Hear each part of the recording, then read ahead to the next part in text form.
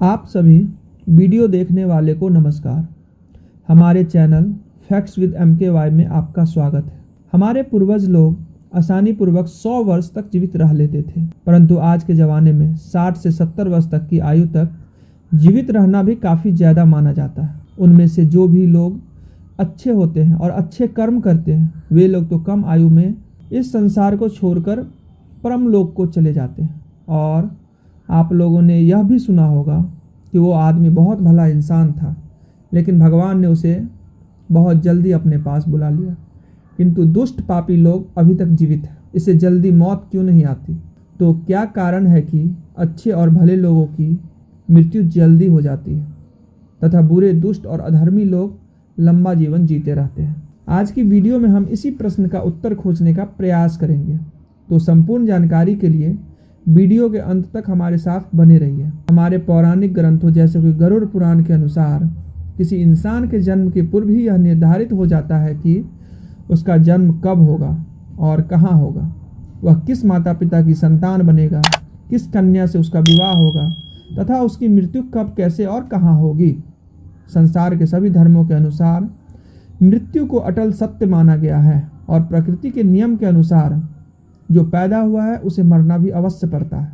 आपने जरूर ही देखा और सुना होगा कि अनेक ऐसे महान व्यक्तित्व हुए हैं जिन्होंने अल्पायु में ही अपने अच्छे कर्मों के द्वारा समस्त संसार में प्रसिद्धि पाई और कम उम्र में ही इस संसार से विदा हो गए। इसी प्रकार हमारे और आपके कई परिजन ऐसे रहे होंगे जो बहुत भले इंसान थे और उन्होंने जीवन में कभी किसी का बुरा नहीं किया, किसी को सताया नहीं, परंतु फिर भी ईश्वर ने उन्हें अतिशीघ्र ही अपने पास बुला लिया, जबकि उन्हें अपने अच्छे कर्मों के फलस्वरूप अधिक जीवन प्राप्त होना चाहिए था। किंतु ऐसा नहीं हुआ, बल्कि सब कुछ इसके विपरीत घटित हुआ। ऐसा क्यों हुआ?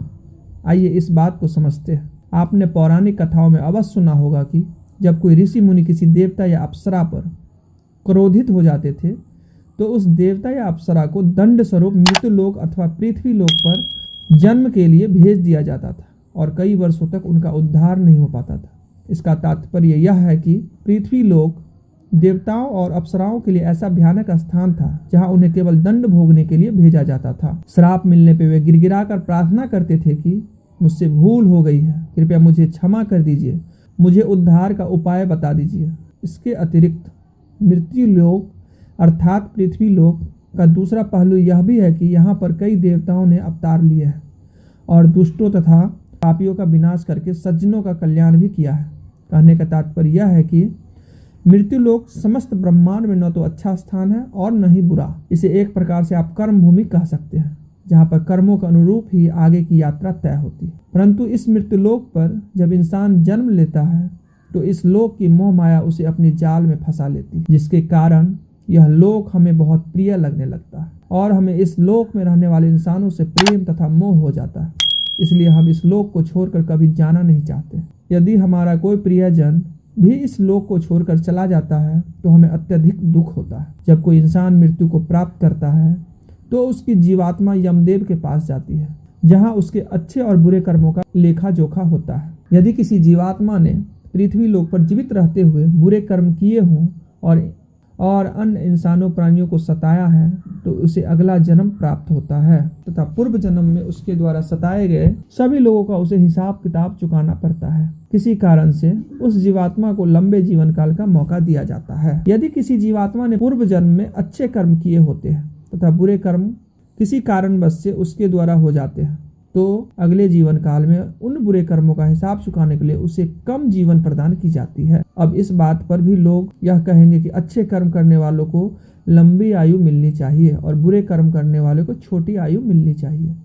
परंतु कोई कुछ भी कहे, परमात्मा ने जो भी नियम या व्यवस्था बनाई है वह अति उत्तम व्यवस्था बनाई है, क्योंकि इस मृत्यु लोक पर जीवन बिताना जीवात्मा का परम लक्ष्य नहीं है। जीवात्मा का परम लक्ष्य तो पवित्र बनकर मोक्ष प्राप्त करना है। जब हम नया जन्म लेते हैं तो हमें अवसर प्राप्त होता कि हम अच्छे कर्म करके अपने परम लोक गमन के स्तर को सुधारें, परंतु हम बुरे कर्म करके उस स्तर को नीचे गिरा लेते हैं, जिसके कारण मृत्यु के बाद भी हमें मुक्ति के लिए लाखों करोड़ों कल्पों तक उन पाप कर्मों की सजा को सहते हुए प्रेत रूप में भटकना पड़ता है। पुराणों में कहा गया है कि एक जीवात्मा को 84 लाख योनियों में जन्म लेकर मुक्ति हेतु इस मृत्युलोक के चक्कर लगाने पड़ते हैं, तब उसे मोक्ष की प्राप्ति होती है। परंतु जो जीवात्मा अच्छे कर्म करने वाली होती है और परोपकार करने वाली होती है, उस जीवात्मा की मदद ईश्वर उसे अल्पायु प्रदान करके करते हैं, जिससे कि वह अति शीघ्र शुद्धता प्राप्त कर सके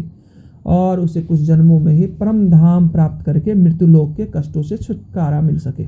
इन सब बातों के अतिरिक्त एक कारण यह भी है कि प्रत्येक जीवात्मा पृथ्वी लोक पर किसी न किसी उद्देश्य की पूर्ति के लिए जन्म लेती है, और जब उद्देश्य पूर्ण हो जाता है तो परमेश्वर उसे अपने पास बुला लेते हैं। परंतु ऐसा भी नहीं है कि लोग लंबा जीवन जीते हैं, उन्होंने बुरा कर्म ही किए हो। यदि वह अभी तक जीवित है तो इसका तात्पर्य यह भी हो सकता है कि उनके जीवन का उद्देश्य अभी तक पूरा नहीं हुआ है। तो आशा करते हैं कि आप समझ चुके होंगे अच्छे लोगों की मृत्यु अति शीघ्र क्यों हो जाती है। हमारे जिन परिजनों की मृत्यु शीघ्र हो गई वह एक पवित्र आत्मा थे, और जितने समय तक हमें उनका स्नेह मिला वह हमारा सौभाग्य था।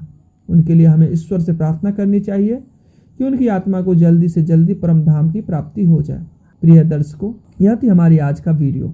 आपको हमारी आज की वीडियो कैसी लगी कृपया कमेंट करके हमें अवश्य बताएं, और हमारे चैनल को सब्सक्राइब करके हमारा सहयोग करें। धन्यवाद।